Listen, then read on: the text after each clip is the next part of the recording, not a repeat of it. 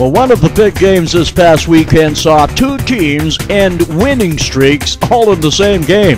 Osoyoos with 7 wins in a row and Kimberly with 4 wins in a row. Agreed on a 3-all overtime tie in what Osoyoos fan says was the best game on local ice this year. Osoyoos got back onto the winning track though Sunday afternoon with a 6-1 win over Summerland in a game that was close until Osoyoos broke it open in the third period. Soft hand Luke Gradisar back in the lineup after being sidelined since November. He celebrated with the hat trick. Summerland did serve notice that if they meet in the playoffs, it'll be a physical series.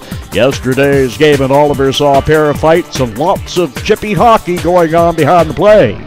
Kimberly also made it back into the winning column with 6 different goal scorers on Saturday night on a 6-4 win over North Okanagan. The Dynamiters almost had 70 shots on net in that one. Fernie ended a 3-game skid with a pair of victories. They pummeled Creston Valley 8-2 as Joel Burgess got the hat trick for the Ghost Riders, and then the following night they spotted Nelson the first goal, and that was it. Stormed back with 5 for a home ice 5-1 victory.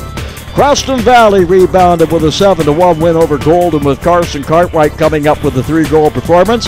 The night before, Golden had no trouble in disposing of Grand Forks 9-0, with Ian DeRosier scoring 4 goals and adding an assist for good measure. And it was a winning weekend for the Columbia Valley Rockies. They blanked Nelson 3-0. Jason Sandu got his second shutout of the season. His first was with the Kamloops Storm before he was dealt to the Rockies. Beaver Valley played home-and-home series with Grand Forks, winning 8-3 in the Forks, then followed that with a 9-3 win Sunday at home with Ross Armour getting the hat trick, and for the Border Bruins, their 22nd consecutive loss. Castlegar edged Spokane 3-2 south of the border, but Spokane sure poured it on north of the border the following night to beat the Rebels 7-1 in the Rome Barn. Kyle Davis led the way with a pair of goals for the Braves. The Kamloops Storm came up with a pair of weekend wins. They blanked 100 Mile House 2-0. Both goals scored in the first period. Then that was it as Jacob Mullen came up with his second shutout of the season. His first game in November when he was with the Grand Forks Border Bruins. The Storm then followed that with a 7-6 win the following night in Chase. Storm built up a 7-2 lead early in the second period and almost had that game slip away from them.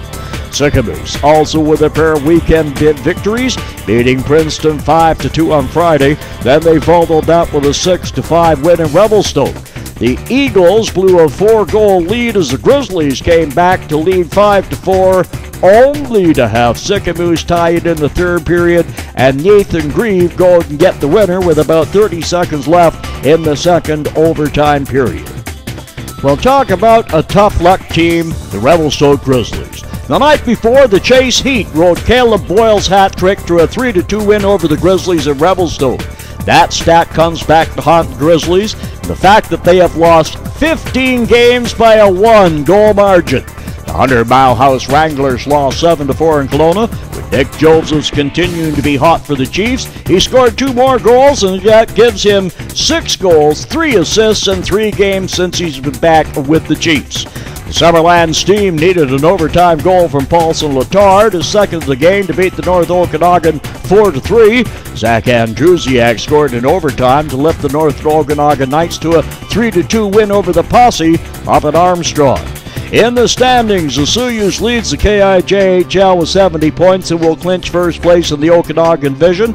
1 more win or a Summerland loss. This team at 50 points, then Princeton at 41, Kelowna at 38 with a game in hand.